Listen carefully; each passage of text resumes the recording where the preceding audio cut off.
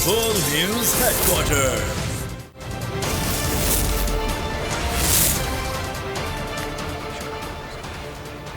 अस्सलाम वालेकुम। बोल न्यूज़ हेडक्वार्टर्स में खुशामदीद। मैं हूं मोहम्मद कामरान और मैं हूं महविश निसार। हेडलाइंस आपने मुलाहिजा की, बुलेटिन में बात होगी। कप्तान की बड़ी पेशकश, हुकूमत का मुतनाज़ फैसला, असीरों का वालिहाना इस्तकबाल, महंगाई का तूफान, लुटेरों की अलगार, कच्चे के डाकुओं का पक्का जाल और कलंदर्स के लिए मौका। सबसे पहले बात कप्तान की। मुल्क की खातिर सब कुछ मुआफ करने के लिए तैयार हूं। कातिलाना हमला करने वालों को भी मुआफ कर सकता हूं, अपनी जात के खिलाफ होने वाले जराइम भूल सकता हूं, लेकिन रियासत का पैसा लूटने वालों से समझौता नहीं हो सकता। इमरान खान ने दो टोक ऐलान कर दिया। खिताब में कहा, सियासतदानों से बात हो सकती है लेकिन चोरों से नहीं। बताया, उन्हें बाजवा ने कहा था कि मुल्क का पैसा लूटने वालों को एनआरओ दे दो। मेरे ऊपर हमला हुआ, मैं माफ करने के लिए तैयार हूँ, मुल्क की खातिर। मैं इन सब को अब से नहीं, पहले से भी कह रहा हूँ कि पॉलिटिशियन सबसे बातचीत करता है। पॉलिटिशियंस का काम होता है सबसे बात करके अपने मौकफ के इर्द गिर्द लाना, या उनकी बात सुनना, अपनी सुनना, और फिर कोई बीच में कोई ग्राउंड पे पहुंचना। लेकिन जो लोग मुल्क का पैसा चोरी करते हैं, आप उनके साथ कैसे समझौता कर सकते हैं? जनरल बाजवा ने कहा कि इनको एनआरओ दे दो। पैसा अवाम का चोरी किया है, मैं कौन होता हूँ कि अवाम का पैसा उनको माफ कर दूं? तो हम सब की जिम्मेदारी है कि अपने मुल्क के लोगों की जो इस वक्त मुश्किल हालात में है, जो महंगाई में वो हालात हैं जो कभी पाकिस्तान में नहीं थे, हमें उनको सामने रखना है। इस मुल्क को पैर पे खड़ा करना है तो शुरू उधर से होगा जिधर एक सारे इदारे मिलके अब फैसला करें, जिसको कहते हैं इन्वेस्टमेंट एनवायरनमेंट ठीक करते हैं। फॉरेन मिशंस जो बैठी हुई हैं, हमारी जो फॉरेन एम्बेसीज हैं, सबको लगा दें कि हमने इनको सहूलतें देनी है पाकिस्तान में, ताकि ये अब पाकिस्तान में सरमायाकारी करें। आगे देखिए, कैदियों ने आप बीती सुना दी।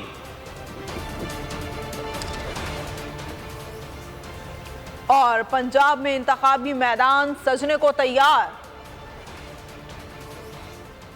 इमरान खान ने आइंदा हफ्ते इलेक्शन मुहिम के आगाज का ऐलान कर दिया। कहा, अगले हफ्ते जलसा करूंगा, जिसके बाद शहर शहर जलसे होंगे। खिताब में कहा, इस बार सबको टिकट मैं खुद दूंगा। जिनको आम इंतखाबात में टिकट ना मिला उनको बल्दियाती इलेक्शन में टिकट देंगे। टिकट ना मिलने पर किसी ने इलेक्शन लड़ा तो पार्टी से निकाल देंगे।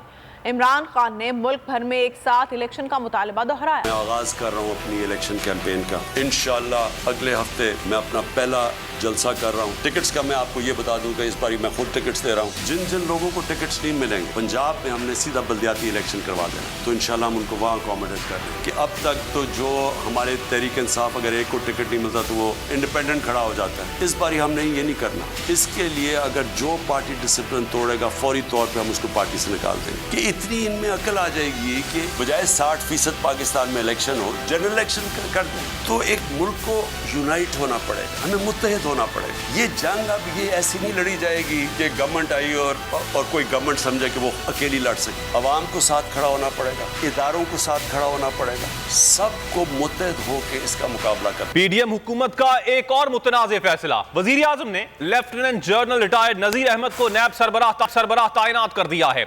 Lieutenant general retired Nazir Ahmad की तकर्रुरी का नोटिफिकेशन भी जारी कर दिया गया है।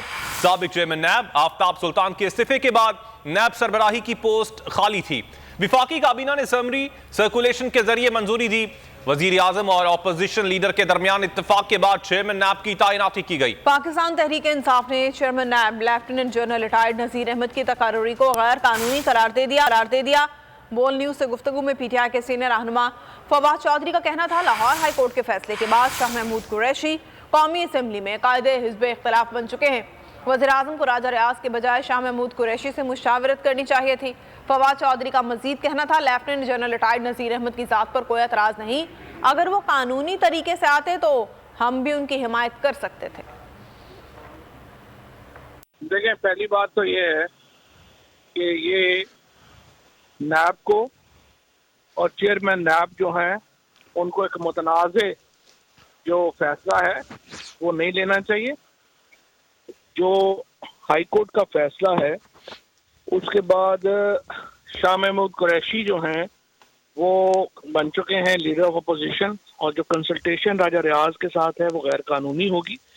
सो जनरल रिटायर्ड नज़ीर साहब जो हैं, मेरा ख्याल ये है कि उन्हें ये चाहिए कि वो सही प्रोसेस इख्तियार करें। जेल बरो तहरीक के असीरों की रिहाई पर कौम का वालिहाना इस्तकबाल। जेल के दरवाजे खुले तो कारकुनों को आंखों पर बिठा दिया, कांधों पर उठा लिया, मनो फूलों की पत्तियां निछावर की गईं।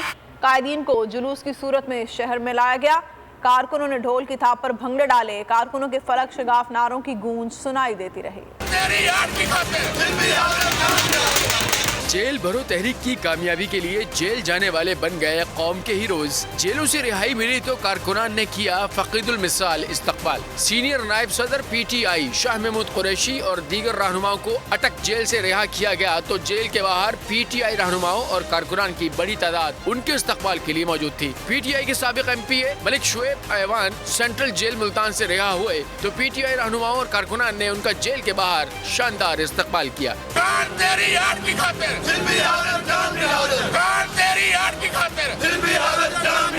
PTI के गिरफ्तार रहनुमाओं की रिहाई के बाद गुजरांवाला पहुंचने पर फकीदुल मिसाल इस्तकबाल किया गया। हीरोज के इस्तकबाल के लिए कप्तान के खिलाड़ी और सिविल सोसाइटी सड़कों पर निकल आई। राजनपुर जेल से रिहा किए गए 59 रहनुमाओं का सरगोधा पहुंचने पर शानदार इस्तकबाल किया गया। कारकुनान ने ढोल की थाप पर भंगड़े डाले। गुज़िश्ता शब साबिक गवर्नर उमर सरफराज चीमा और सेनेटर वलीद इकबाल रिहाई के बाद लाहौर पहुंचे तो उनका वालिहाना इस्तकबाल हुआ। वाज़ेह रहे कि गुज़िश्ता रोज लाहौर हाई कोर्ट ने PTI के तमाम रहनुमाओं की रिहाई के अहकाम जारी किए थे। जेलों से निकलने वाले PTI रहनुमा हुक्मरानों पर बरस पड़े। शाह महमूद कुरैशी ने कहा हुक्मरान केसेस से छुटकारा हासिल करने के लिए इक्तदार को तूल देना चाहते हैं।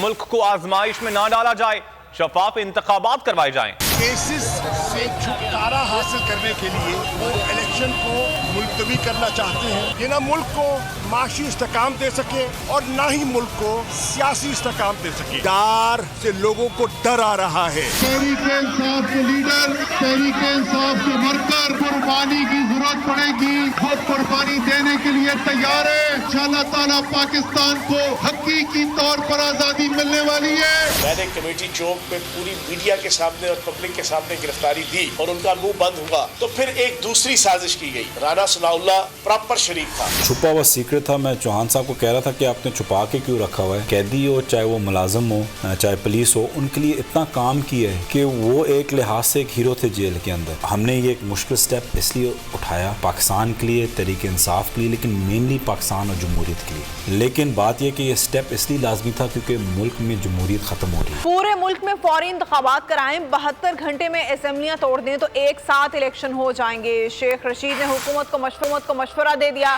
रावलपिंडी लाल हवेली पर खिताब करते हुए कहा, गरीब को महंगाई के नीचे दबाने वाले अब ऑडियो और वीडियोस खेल रहे हैं। अगर आप ब्लैक इकट्ठे करना चाहते हैं तो 72 घंटों में कौमी असम्बली तोड़ दें। तोड़ें कौमी असम्बली को, 72 घंटों में कौमी असम्बली तोड़ दें, इकट्ठे करा लें। गरीब को इन्होंने तबाह कर दिया है, मार दिया है और ये ऑडियो वीडियो खेल रहे हैं। इनके नज़दीक शायद ऑडियो वीडियो के वोटिंग है, ऑडियो वीडियो की वोटिंग नहीं है। आप जलील होने जा रहे हैं। आपके डिब्बों में से वोट नहीं निकलेंगे, कुछ और निकलेगा। मैं खास तौर पर इलेक्शन कमिश्नर साहब को कहना चाहता हूँ कि गलती ना करना, फंस जाएंगे आप। इंशाअल्लाह ताला आप देखेंगे ये अब तेरा जमाती मुंह के बल गिरेंगे। उफ क्या जुल्म है। बोल एक दफा फिर साजिशी अनासिर के निशाने पर। को चेयरमैन बोल शुएब शेख को फ्री ट्रायल का मौका नहीं दिया जा रहा। तफ्तीशी ऑफिसर जो मुदई भी है अपना बयान रिकॉर्ड करवा चुका है कि कभी कोई जुर्म हुआ ही नहीं। एग्जैक्ट जो कुछ कर रहा था सब लीगल था। एग्जैक्ट के पास तमाम लाइसेंस थे। इस पर सितम जरीफी ये कि बरियत करने के बजाय केस दिनों नहीं घंटों के हिसाब से चलाया जा रहा है। फ्री ट्रायल की धज्जियां उड़ा दी गईं। आईन में मौजूद इनफरादी हुकूक को पामाल किया जा रहा है। मुतल्लिका जज के खिलाफ दरखास्त दायर कर दी गई है। बोल के खिलाफ इंतकामी कार्रवाइयां जोरों पर हैं। बोल का अदलिया की इज्जत के लिए खड़े रहने का अज़्म। बोल का अदलिया को सलाम। सब्सक्राइब करें और बेल दबाएं ताकि कोई खबर रह न जाए।